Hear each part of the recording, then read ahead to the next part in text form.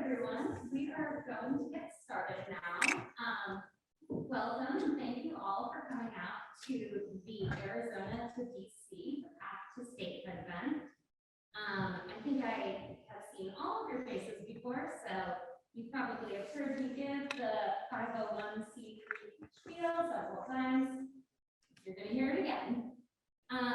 Just as a reminder, ACS is a nonpartisan, nonprofit 501c3 educational organization. As a 501c3 organization, ACS and all ACS chapters are prohibited from directly or indirectly participating in or intervening in any political campaign on behalf of or in opposition to any candidate for public office, party, or other political organization.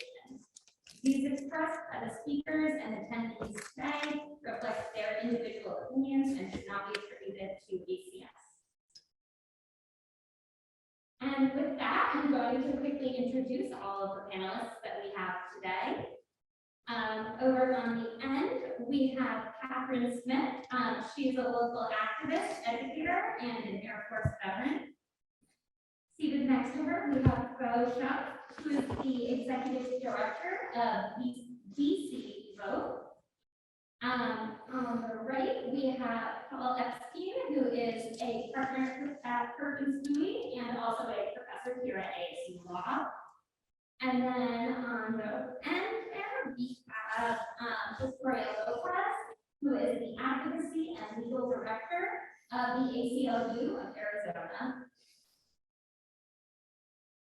Let's see. To get started with, we're going to have Professor Epstein come up and give us a little historical overview about how Arizona became a state to start off the session.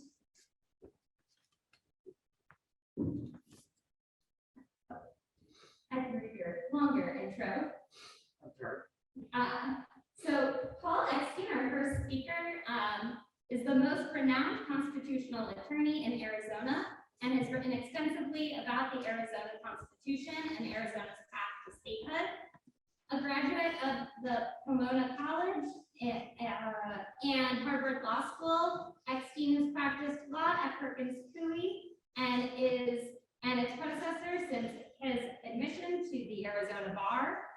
For the last 53 plus years, Mr. Epstein's practice has focused on civil litigation matters at both the trial and appellate level, with special emphasis on First Amendment, federal, and Arizona constitutional elections, including numerous cases involving initiatives and referenda, antitrust, intellectual property, and commercial law issues. In 1988, Mr. Epstein served as co-prosecutor in the impeachment trial of Governor Evan Mecham. Mr. Epstein has taught constitutional law at the Sandra Day O'Connor College of Law at ASU since 2016 as an adjunct professor. Mr. Epstein is the author of several articles about Arizona history and Arizona constitutional law, including What Didn't Make It into the Arizona Constitution.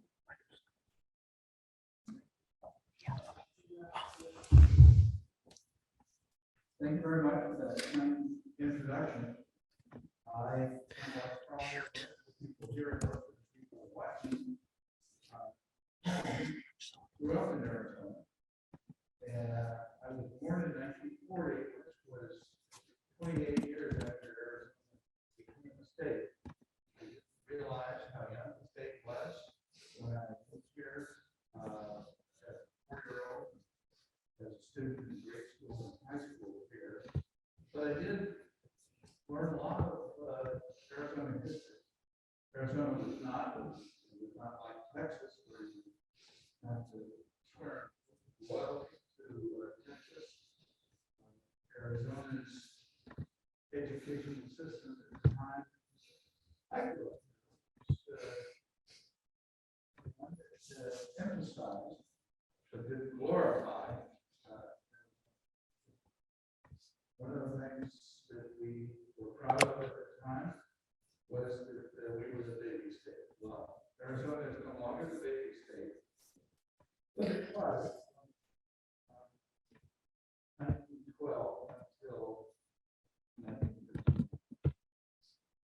on the screen before you with, I believe, are major things in their road to state road.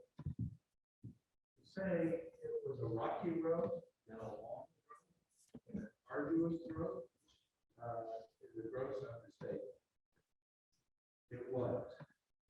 Arizona and New Mexico together with California and parts of Utah and Colorado became part, and a little bit of Nevada, became part of the United States after the Treaty of Guadalupe Hidalgo in 1848.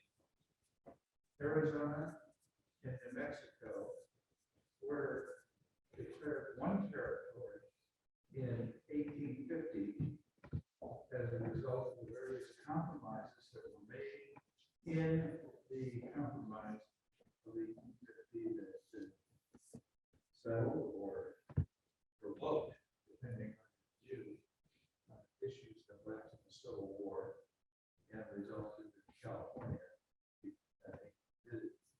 as a state.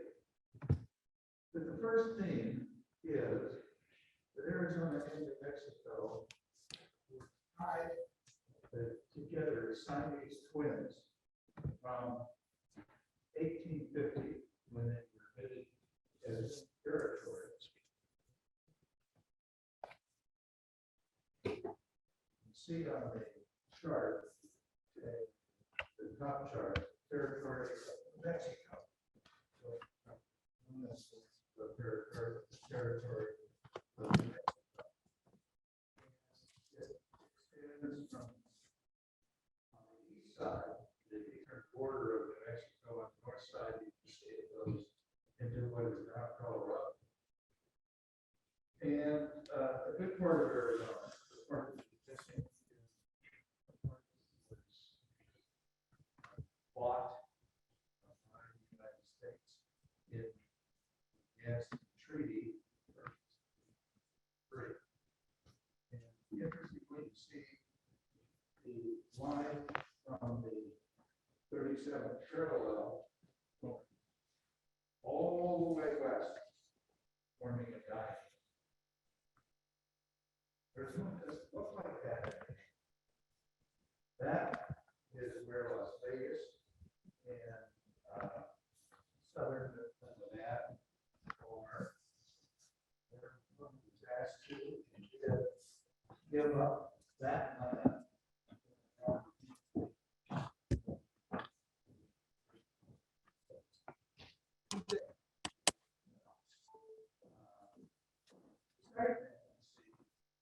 Is the territory of Arizona. Congress has a resolution to split the two, New Mexico and Arizona, into two territories, one territory, two. And what happened in the done in the Civil War is the Confederacy attempted to annex Arizona, not to New Mexico. So that prompted President Lincoln in 1863 to declare Arizona a separate territory, including what is now Las Vegas and Southern Nevada, which was given up.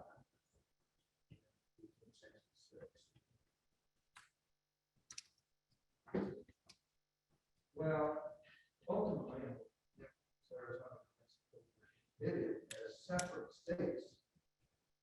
And while they were separate territories, their fates were tied to one another. It's hard for us to believe in Arizona today that New Mexico was the more populous state. It is hard for us to believe that New Mexico was the more settled state. And it's probably even harder to believe that at the time, New Mexico was considered a Republican state. Republicans. Arizona democratic state. The world is changing. And the fact that Arizona was a democratic state was not a factor that condition said at the very end. In fact, it said that Arizona being was a very like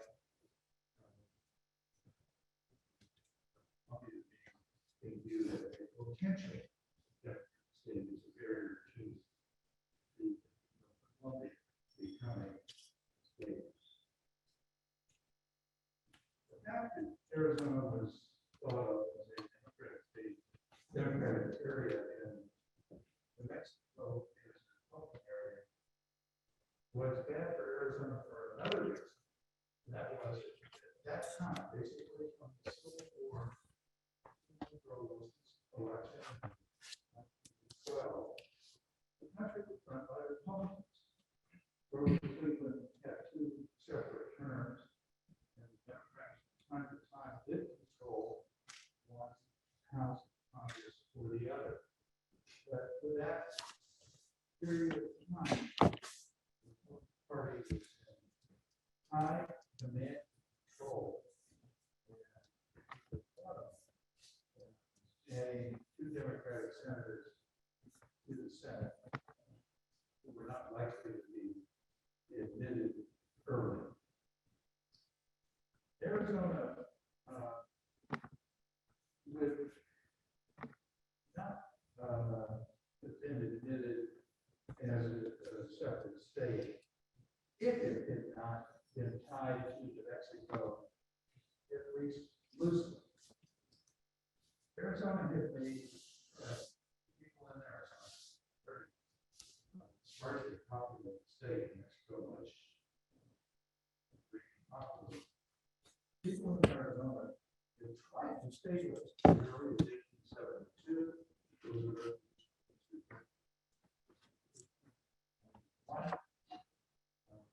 People in Arizona petitioned to Congress. Representatives voted positively for the Senate, never voted on it. And then again, in 1902, Arizona tried to become a state, rejected each time. And then an interesting thing happened. A senator named Beveridge from Indiana proposed that Arizona and New Mexico be admitted as one state.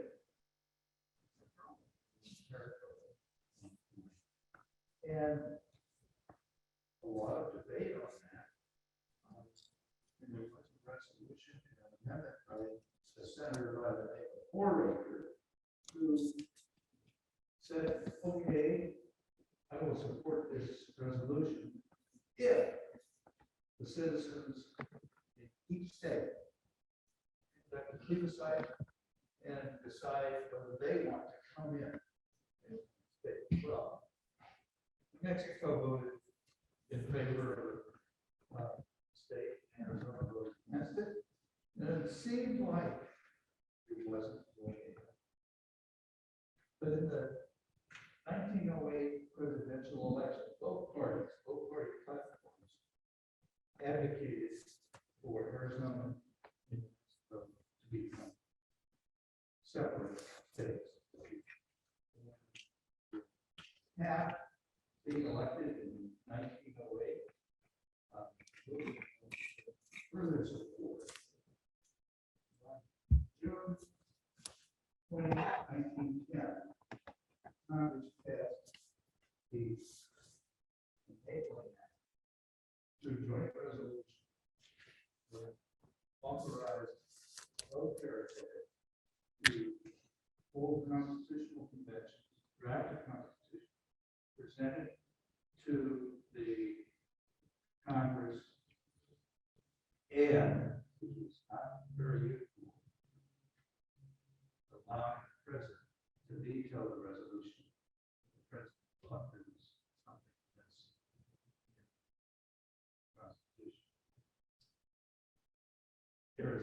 its constitutional convention in the fall of 1910.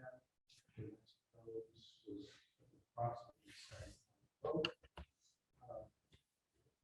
Constitutional convention, both in the Constitution, both states approved the Constitution, each state, and it was sent to the House of Representatives, which looked at the Arizona Constitution and said, we will approve this if you have a separate vote on provision in your Constitution that we're not too sure ought to be in there. And that was the thing called judges provision. Arizona, unlike New Mexico, was a state very much affected by the progressive movement. And one of the big issues for the progressive movement was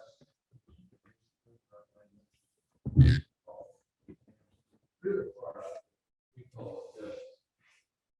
Well, when Taft got the resolution, 4 days, 7 days, he vetoed it and said, I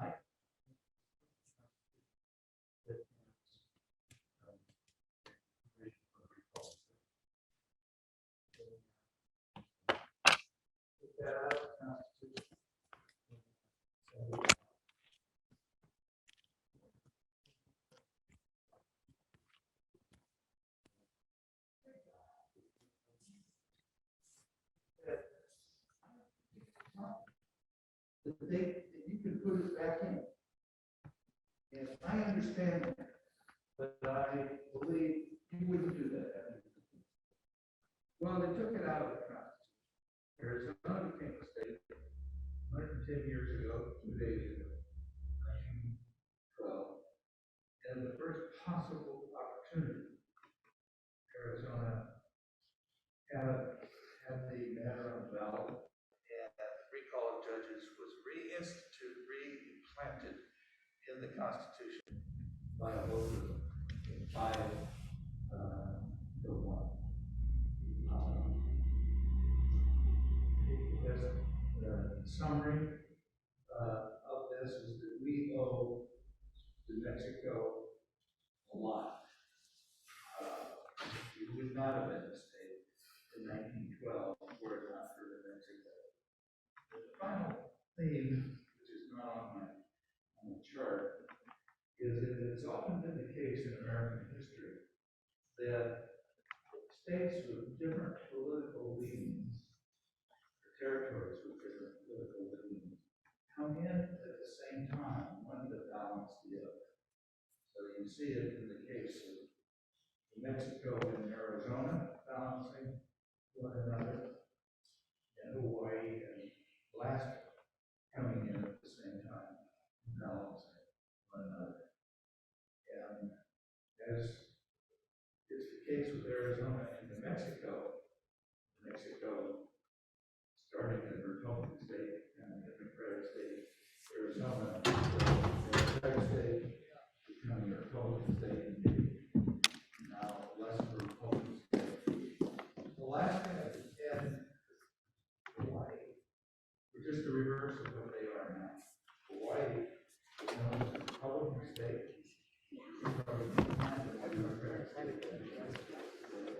and Alaska was considered a Democratic state. And it's certainly not the most Republican state, but it's right. Thank you very much.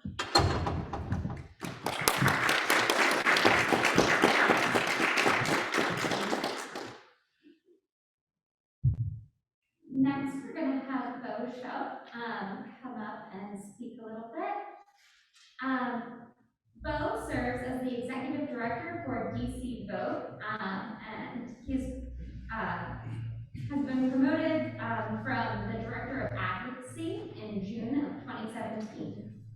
Bo has spent the last 20 years on the front lines of both electoral and advocacy politics. From being a member of the core election team in Florida in 2000 to being on the staff of HRC from the Lawrence decision through the 2006 marriage amendments, Bo somehow finds himself engaged in some of the hottest political movements. In addition to organizational advocacy work, his electoral efforts have led to a progressive majority in the Washington State Senate and, as campaign manager, the election of Mayor Muriel Bowser. He joined DC Vote in 2016 with an eye to achieving full equality for the residents of the 51st state, Washington, DC.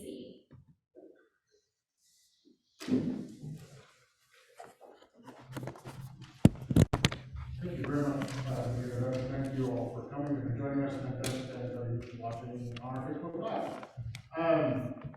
Let me also give a thanks to the ACS and the Arizona Democracy Research Center for their co-sponsorship of the event. I appreciate that very much. I thank you, especially for the framing of the mission of Arizona and sort of the parallels to the mission of DC. I think we'll get into that a lot more as the rest of the panels come up. My role is really to talk about what it means to be a Washingtonian, living under a system where we don't have representation. And that piece is challenging to talk about the lack of representation, because the lack of representation is somewhat ethereal in its impact. I don't think most folks on a daily basis think about the impact of representation. Or lack thereof, right? And you all have a congressperson, you have two senators if you live here in Arizona, and you have the ability to contact them and share your opinions with them, but really that sometimes feels like the end of an interaction with an elected official. There's a flip side, though, to life in DC that a lot of folks don't necessarily know, and it's really where this impact comes from. And it's tied to our lack of representation, but more importantly, it's tied to our lack of statehood. And it's why statehood is the solution. The 10th Amendment to the Constitution reserves all powers, as everybody in Washington knows, reserves all powers to the states. And that, combined with the fact that Congress has exclusive purview over the District of Columbia, also gives them free rein to do whatever they care to do as far as the budget and the laws of the District of Columbia. While we elect the council, the district council, and the district mayor, I'm very proud to have been the campaign manager for the president mayor of DC in their first election. Ultimately, the decisions they make can be and are overturned by a Congress in which we have no say. There are 435 members in the House, 100 members in the Senate. None of those folks get to vote on who gets to vote on one of ours. Both of those bodies are a majority white, while the district is a majority person of color district. If you want to know what systemic racism in the United States looks like, there are fewer clear examples than 535 mostly white people deciding for 700,000 mostly people of color what they can and cannot do with their lives. And over the last 240 years, that has manifested in many ways. Presently, there are two riders still in effect. They do this through two things. One, a budget rider, or two, just flat out overturning our laws. There are two riders still in effect. One of them, even though the population of DC has said multiple times that we would like to legalize the use of marijuana, recreational cannabis for adults, Congress has said no, we can't possibly do that. We can't institute a tax and regulation scheme to make sure that we generate revenue, which would be cool, but also make it safe and make it possible for people to enjoy that product, even though states across the country have. Even though representatives from those states where have legalized marijuana use have voted in opposition to DC being able to do so. It is the ultimate in democracy. Secondarily, we cannot use local funds to pay for abortion services for low income women. Again, states where that is legal, and it does happen on a daily basis, their representatives have voted against that policy for the District of Columbia. We've seen it in all kinds of things over the course of history, whether it is a prenatal exchange program in the 80s, HIV and AIDS was ravishing the district, whether it is overturning relationship recognition by the district council for their own employees using our own taxes to tell somebody that their domestic partner can have health insurance under the city's program. Over and over and over and over again, the Congress has overturned DC local laws and spending. Those are just some of the examples. The most egregious and ridiculous one is our wet wipes law. And I only bring this one up because everybody needs a little bit of humor every once in a while in their life, right? And what's more funny than wet wipes? Yes. The district council, which never agrees on anything unanimously, unanimously passed a bill that if you wanted to label your wet wipes in the district that we're selling in the District of Columbia, if you wanted to label them with the word are flushable. They have to dissolve within a certain amount of time. Obviously, I'm massively simplifying this but that was it. If they had to say flushable, they had to fall apart and dissolve. Gets into fatbergs and all kinds of things you do not want to do. But we passed it unanimously, the mayor signed it, and it should have gone into effect. Except they decided to pass a budget, or tried to pass a budget rider to prevent it from going into effect. And there's only one reason why they did it. Because Kimberly-Clark, the largest manufacturer of wet wipes in the country, has a friend and a member of Congress who doesn't like district autonomy and absolutely likes to mess with us. He's also the same one that is preventing us, or wrote the rider that prevents us from legalizing marijuana. So Representative Andy Harris went and wrote a rider so that we can't possibly label our own marijuana. I mean, it was a shitty bill to begin with, but you know, sorry. It's an easy pun, though. I can't go for it, right? That one ended up in legislation. We still haven't even, or not legislation, litigation, sorry. I have lost it. So we've seen this over and over and over again. And so what the denial of our own democracy is manifested in a way that I don't think most people have any clue. And we also have no redress. We saw that come up over the course of the last 2 years. Our lack of senators in the United States Senate led to a $775 million shortfall in the CARES Act, when DC was categorized as a territory for the first time for economic reasons ever. We are always categorized as a state, and they counted us as a territory, and we got $775 million less in CARES Act resource aid than did the states. We saw it on June 1st, when the former guy decided to go to a church to do a photo op. And we saw federal troops who are not part of our own police force clear the Lafayette Square and dismiss, is the nicest way to put it, the protesters that were there so that the photo op could occur. And we saw it on January 6th, when, as the only jurisdiction in the United States that does not have local control over our National Guard, the insurrection at the Capitol continued unabated because we could not call in DC National Guard troops. Guam, on American Samoa, and Puerto Rico all have local control over their National Guards. DC is the only location that does not. The National Guard Armory is literally walking distance to the United States Capitol. It is 16 blocks. I have not walked it because I don't do that, but plenty of people do on a daily basis. It wasn't until the Metropolitan Police Department, combined with the Virginia National Guard and the Maryland National Guard, were able to arrive that the Capitol building was re-controlled. There are real-life consequences for our lack of statehood that go far beyond any of the politics, that go far beyond any of the ideas of whether or not we will be a blue state or a red state or a purple state. They go far beyond the ideas of whether or not we need to continue the Noah's Ark theory of admissions of states, that they come in 2 by 2, which isn't totally true anyway, especially like if you look at California, which has had a pretty big impact on the nation. It came in all by itself. So, on a daily basis, we struggle to teach folks across the country about what it really means to be a Washingtonian. That's why I thank you all for having us here. I'm going to shut up and let somebody else talk, because I'm sure there will be questions and stuff, and we'll get back into it. But thanks so much for being here, and thank you for supporting Steve.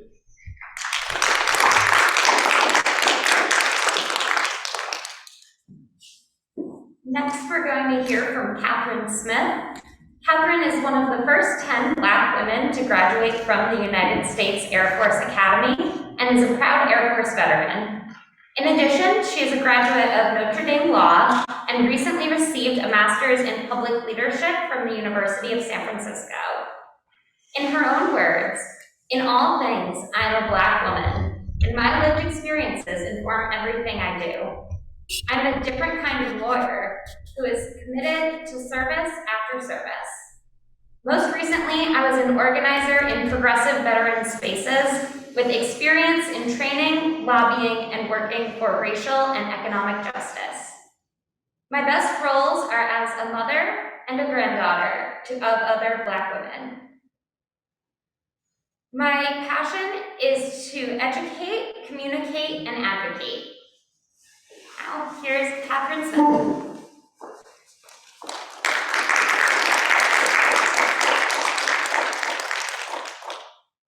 Thank having me. And I'd like to say I'm the mother of Quinta Smith, the daughter of Beverly Smith, and the granddaughter of Geneva Browning. Geneva Browning will be turning 104 in April.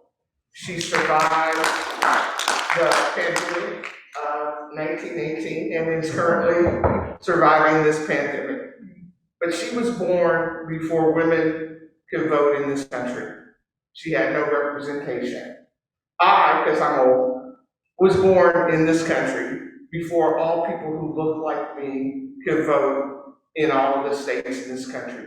So it's personal for me that other brown and black people who live in America have no representation in Congress. How many of you have ever contacted your senator? The first time I had to contact my senator was when I was 17 years old, and I needed an appointment to the United States Air Force Academy. And I had a senator to contact, Bob Dole from Kansas. The kid that lives in DC, who do they call? They have no senator to call. They have one chance to get a nomination and an appointment to the military service academies. I had at least 3. So that's fundamentally unfair. Who do you call when you have a problem with the Veterans Administration? If you can't get help here in Arizona, we call a veteran, Senator Kelly, or Senator Sinema. We have people we can call. The Constitution says we get to petition the government. Well, if you're a citizen and you live in DC, you have no one to petition. You have to hope that my senator will help you, or his senator will help you, or just out of the generosity of their heart, somebody will help you solve a problem with a federal agency. If you're an 18-year-old young man and you live in the district, you're required to register with the Selective Service. If you have an issue with that, who do you call? You don't have a senator.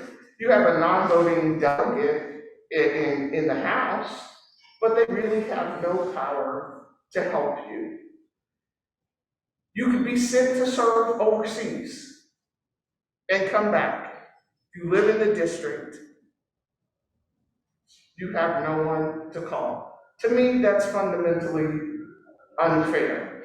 And then when you look at the demographics of the district, 40%, 4 out of every 10 people that live in the district are people of color.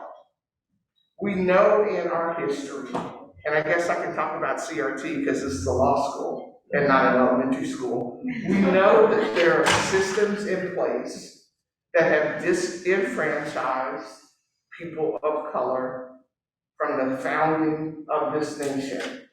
So it's personal for me. You know, I'm an Air Force veteran. I swore an oath. I wrote a check that I was prepared with my life for this country. If I lived somewhere in the district, I have no support, and I serve my country. So for me, that's why it's important that DC become a state. Thank you, and I'll be around for questions later.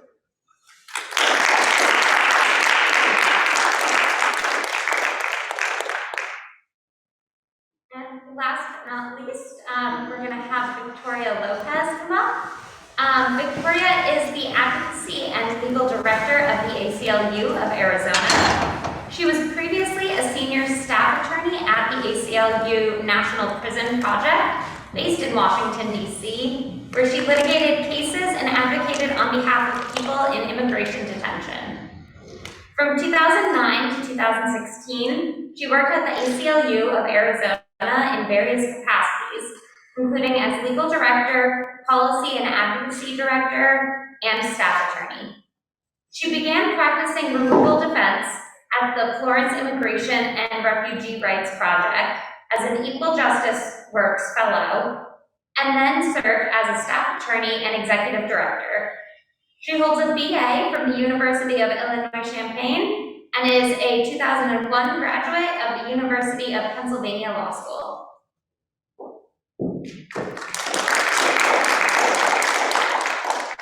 Hey folks, thanks so much. I'm really grateful to be here on behalf of the ACLU of Arizona, our members and supporters across the state. And I wanted to talk to you all a little bit to sort of connect what's happening here in Arizona with the fight for statehood, for DC statehood.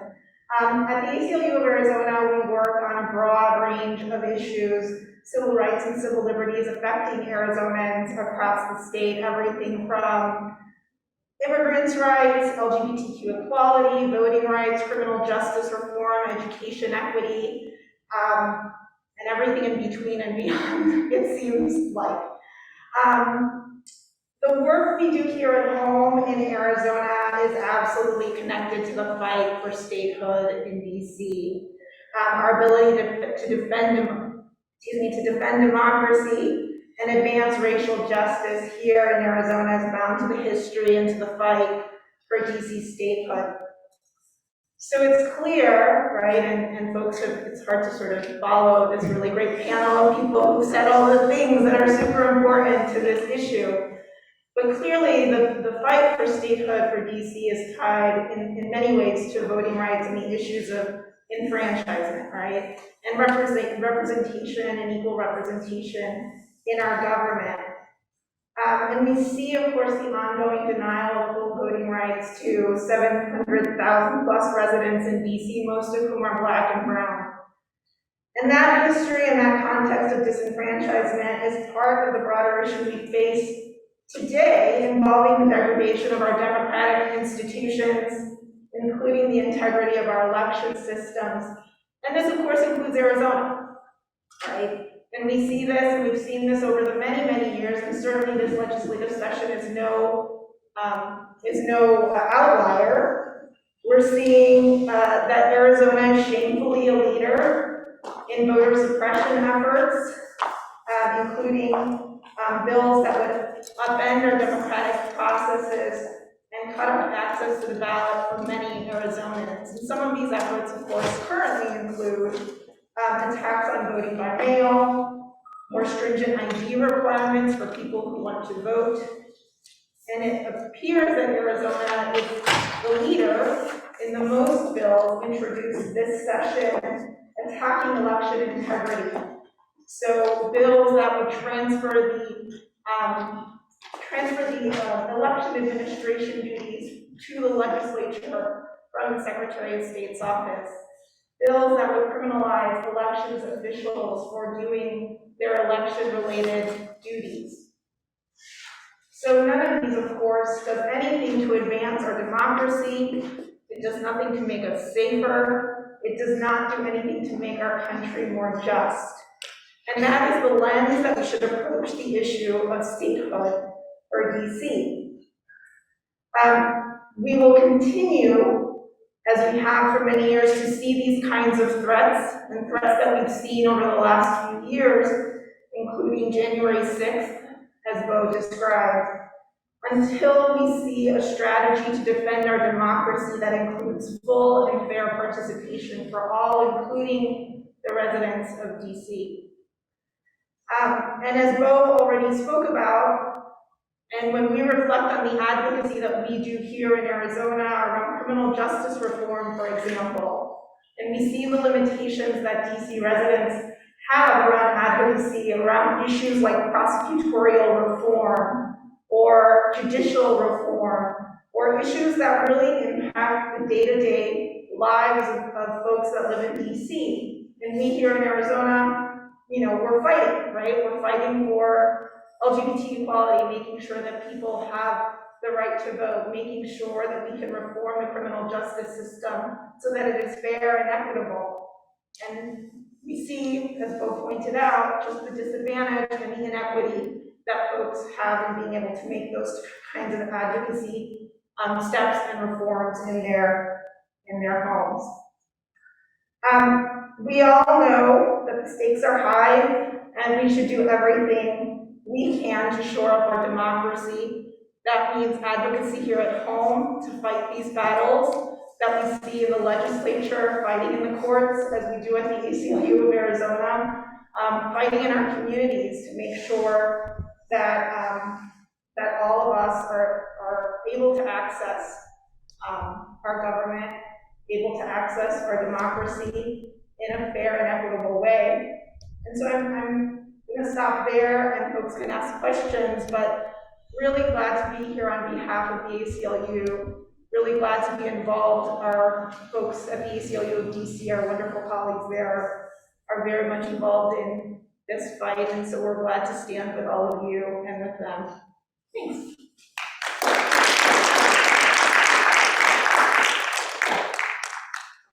And now to kick off the Q&A session, we first are going to start with a question for Bo about where we are right now in the efforts on getting statehood for DC.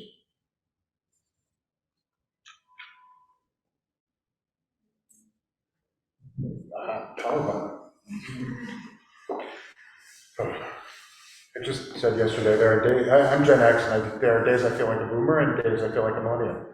That was a boomer moment. No offense. Where are we in the fight for statehood? That's a really good question, because we have made historic progress and have also, like, not gotten it, right? In 2019, we passed DC statehood through the House of Representatives for the first time in history. It had never passed either chamber before as a standalone bill. In 2020, we did it again, which was kind of, I'm off. In 2020, we did it. In 2021, we did it again. Sorry. In the Senate, so the House is a done deal. We have passed it twice through the House of Representatives with strong support, but now we're in the Senate. And in the Senate, we have 46 members of the Senate who are co-sponsors. We have 2 senators that have indicated support, but not have come out fully in support of as far as being a co-sponsor, and we have 52 opposed. And so whether or not you think the threshold for passage is 50 or 60, depending on who you ask on any given day, we're not quite there yet. I would bet, I'm going to honor the ACS disclaimer that we had at the beginning, but I'm betting you can guess which party almost all of the 52 come from.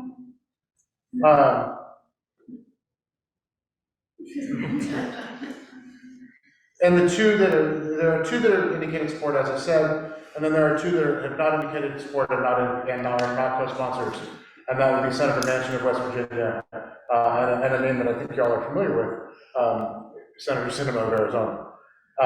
And those are the 2 that we don't have any sort of sense of at all. The only 2. Everybody else, we know where they fall. And so that's where we stand at the moment. Thank you. The next question that we have is going to be for Professor Epstein. Is it constitutional to make DC a state?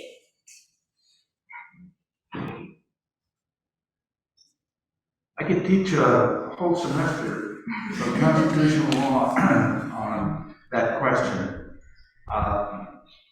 There are some serious questions, mostly arising out of 2 provisions in the Constitution. One, that gives Congress the power to create a federal district of no greater than 10 square miles. I believe that's in Article 1, Section 8, whatever clause it is. And then the 23rd Amendment, which created the right to have the electoral college votes equal to what they would have if there were a state. With respect to the first one, I think the answer, the solution is fairly easy, and that is what's been suggested already, as I understand, to shrink the district to include only those areas that are absolutely necessary for the seat of the federal government. The district has shrunk before, and I don't think it would be unconstitutional to shrink it. And I think that solves that problem. I think the 23rd Amendment issue is more difficult, although it is not a direct or even a very indirect prohibition against DC becoming a state. It assumes, when you read it, that DC is not a state.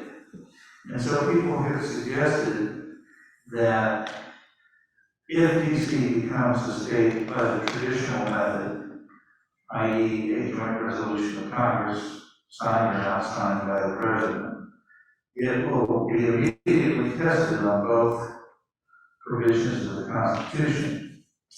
And while people who are in support of the District of Columbia becoming a separate state say that many constitutional scholars believe that the legislation that typically is passed by Congress through joint resolution would be sufficient to create a new state out of the district.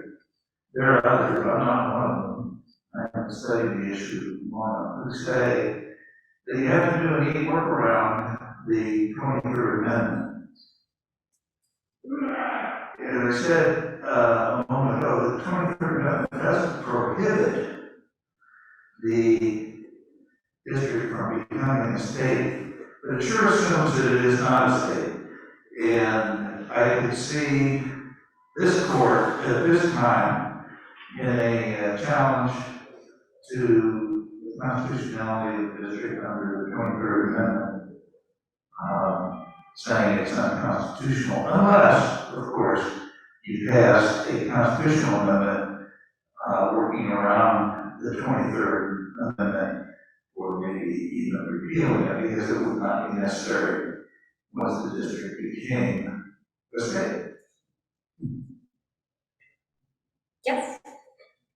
I'm going to add on, if I can, a little bit to that. I am not a constitutional law professor. I am not a constitutional lawyer, and I'm certainly not the preeminent constitutional lawyer in the state of Arizona, which is intimidating as heck to disagree with you. However, I also have a lot of shit, so here we go.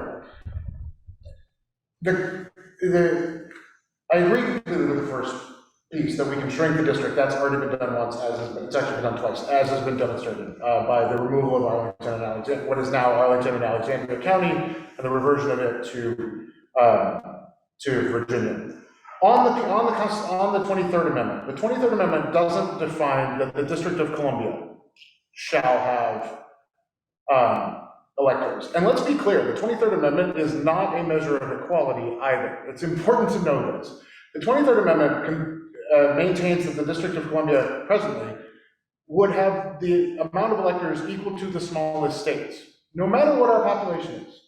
So presently it matches that we would have 3, just like the smallest states, because we only have 700,000 people living there. However, we're already bigger than 2 states and we're gaining on several others. At some point, we may in fact qualify to have a 4th elector by now. The 23rd would prevent that. So it wasn't even an equality measure when it was passed.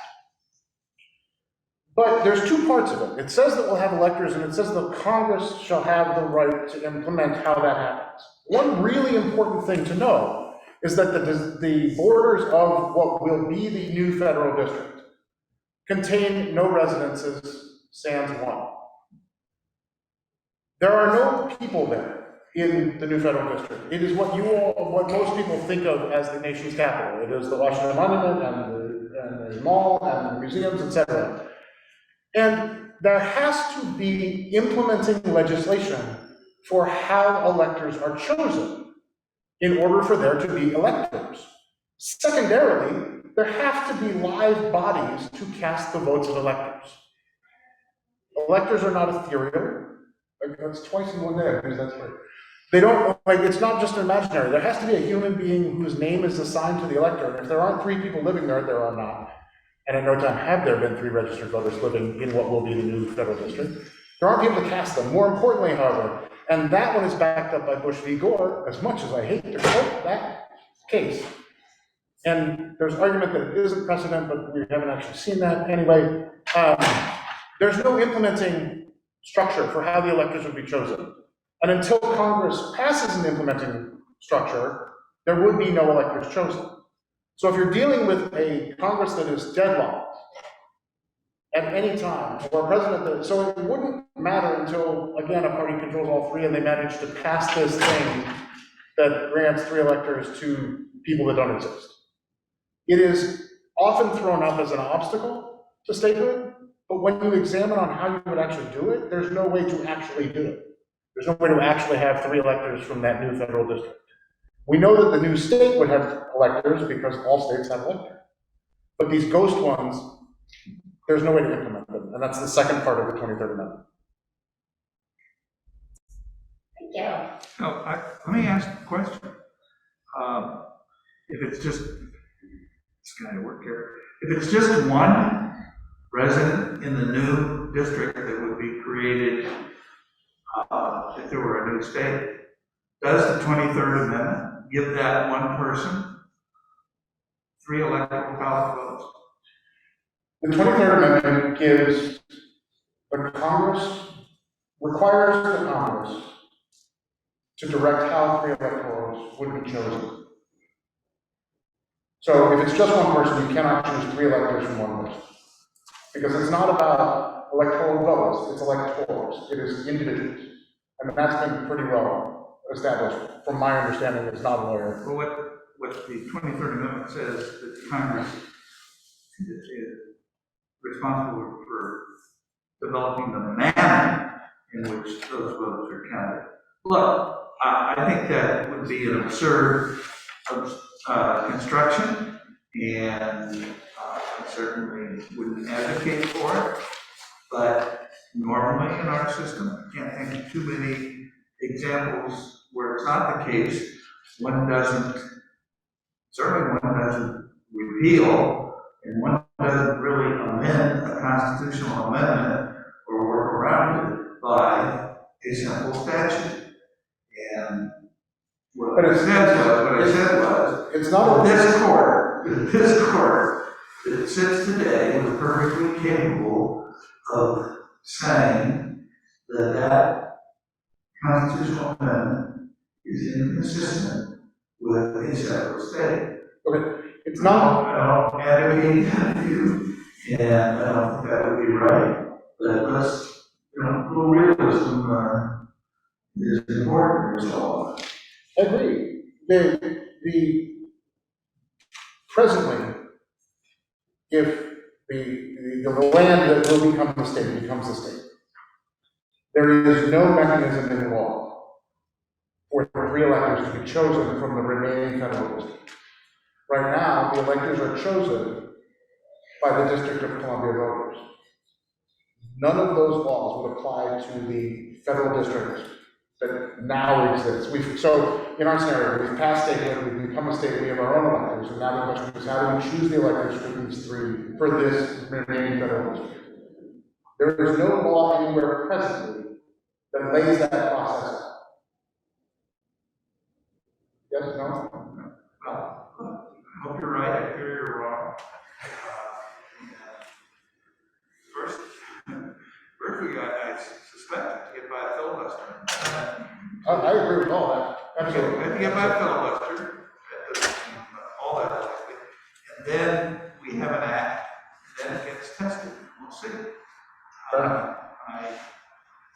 just point out a constitutional difficulty and problem that many people see, and I don't think anyone would bet their house on which way it ought to go. Some people looking at the composition of the court today would bet their house knowing which way it will go. So speaking of shrinking the district, if instead of having the people in the area that is today DC constitute as a separate state, is there a reason why it's not being considered for this area to just be added to Maryland or Virginia?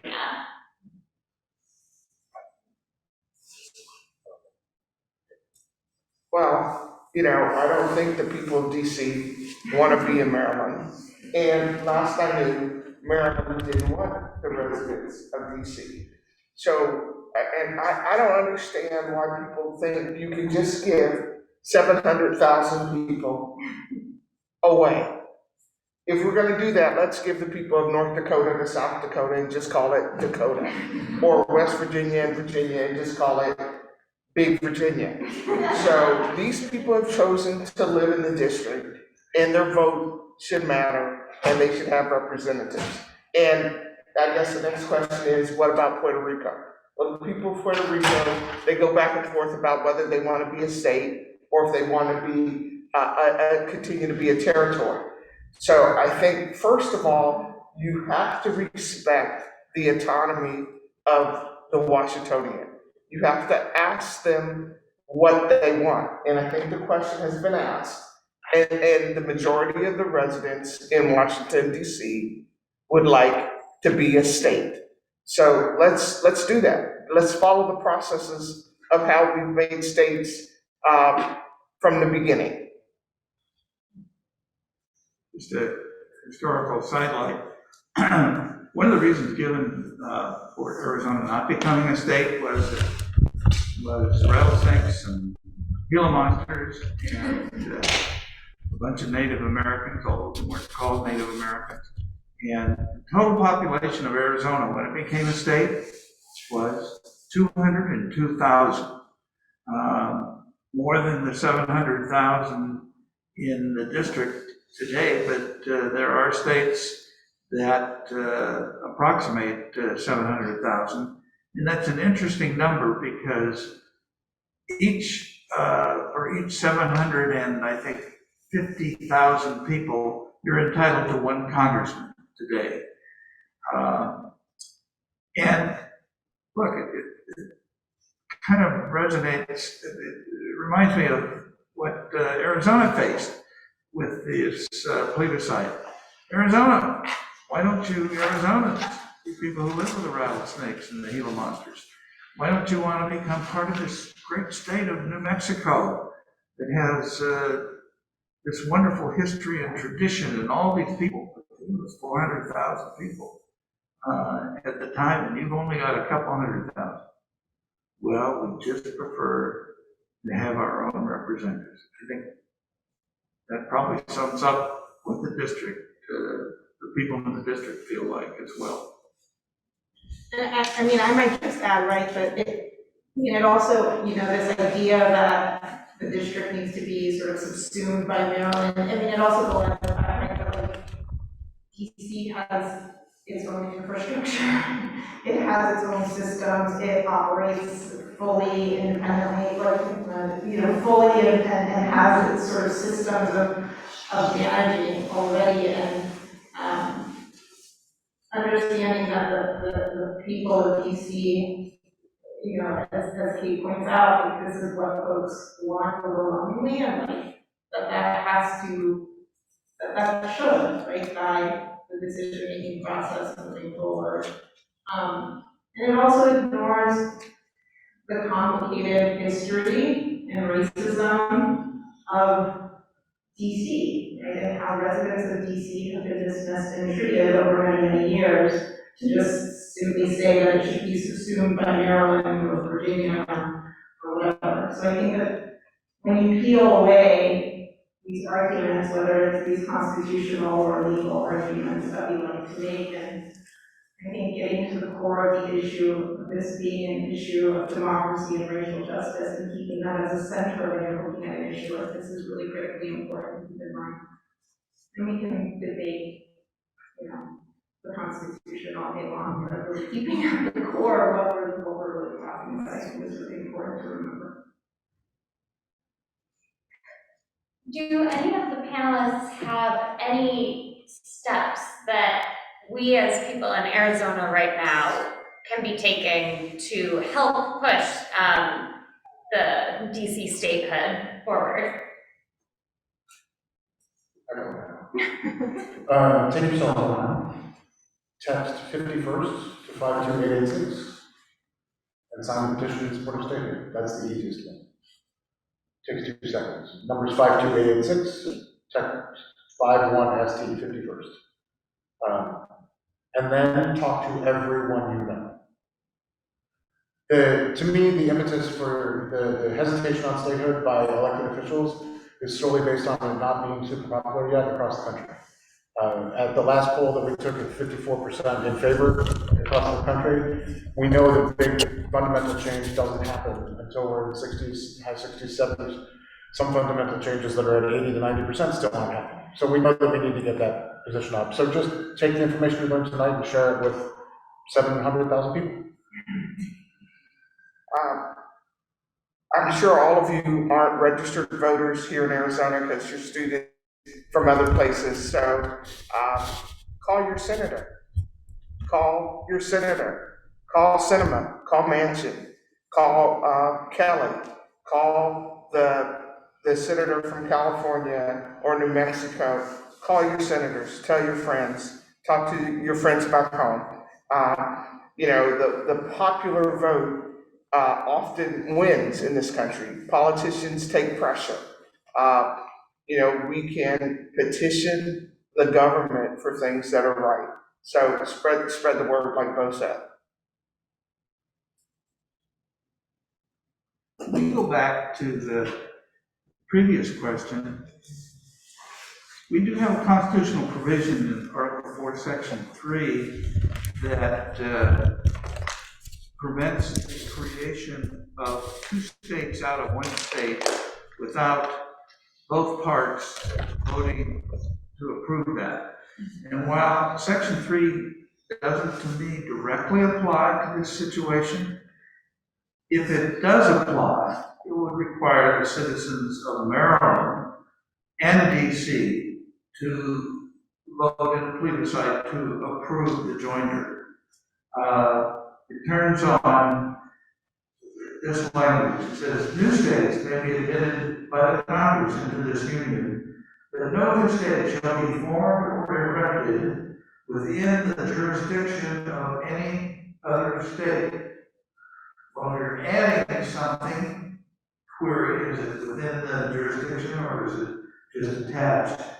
Nor any state shall be formed by the junction of 2 or more states. Well, DC is not a state, so you would have to interpret state there to mean something other than what we think is state, or parts of the state, without the consent of the legislatures of the states concerned, and Congress. So I just suggest we constitutional professors like to throw up barriers for any reasonable kind of action. I don't know that would be applied, and it really literally doesn't, but who knows in this world. And before we wrap up for the evening, if anybody in the audience or on Facebook has any questions, feel free to either raise your hand or quickly vote or say something on Facebook. We don't have any Facebook questions right now. All right. Well, to finish out our panel, I'm just going to share some statistics and some information about DC that is relevant to the path to statehood. First, as we've mentioned several times, statehood is important for voting rights. There are currently 712,000 residents that have no voting senators or congressmen. Further, because DC does not have any people representing them in the government, they're being taxed without representation. As I think everybody remembers from first grade history, no taxation without representation was one of the things that pushed forward the American Revolution. Another thing that's important in discussing statehood is racial justice. Currently, 43% of the 712,000 residents of DC are Black. In a country that has for hundreds of years been suppressing Black voices and Black people's votes, this is incredibly important. Also, if DC were to be admitted as a state, it would have the highest percentage of Black Americans out of any state currently in the country. The next big issue is self-determination.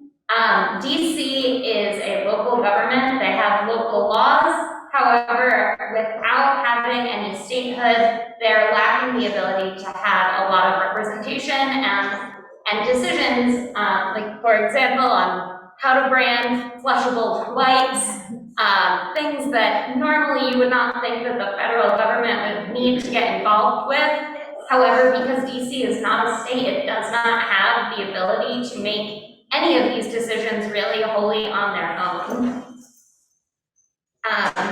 It is also equitable for DC to get statehood. When we were talking about the CARES Act earlier, because DC is not labeled as a state, it missed out on $755 million in healthcare for its residents. DC has more people in the district than some states do, and solely because of the designation of a territory instead of being a state, they got more than, they lost, sorry, it's been a long day. They lost $755 million.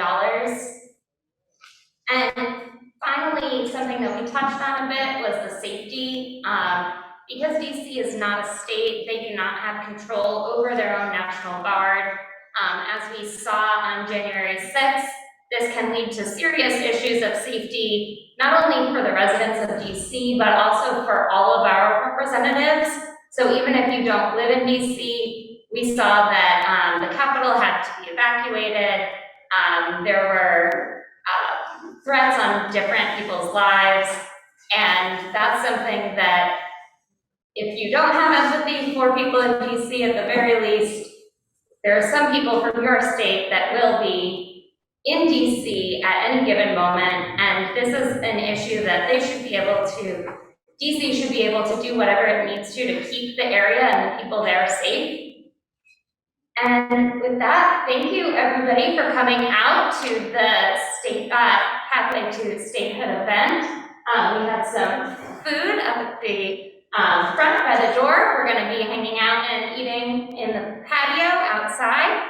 And thank you everybody for coming out. And thank you to the panelists.